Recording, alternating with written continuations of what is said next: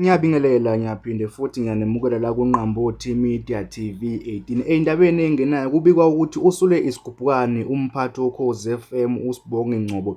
Lokho kuza ngemuva kwey'ndaba ey'sabalele kwinkundleni zokuxhumana la khona bekuvela khona iy'ndaba step by step la obekuthiwa khona umphathi wokhozi FM uSibonge Ngcobo akabaphethe kahle abasebenzi bokhozi FM njengoba bebaningi abasebenzi asebeshiyile emsakazweni ukhozi FM kubalwa nomphathi inhlelo okuwuphele. Ngane zakwethu lezi ndaba ziqubukile ngemuva ukuthi ukhozi FM okanye i-SABC ibize umhlangano ophuthumayo namhlanje ekuseni kube sekuvela iy'ndaba zokuthi umphathi wokhozi uSibonge Ngcobo usesulile ukuba umphathi siteshi emsakazweni ukhozi FM.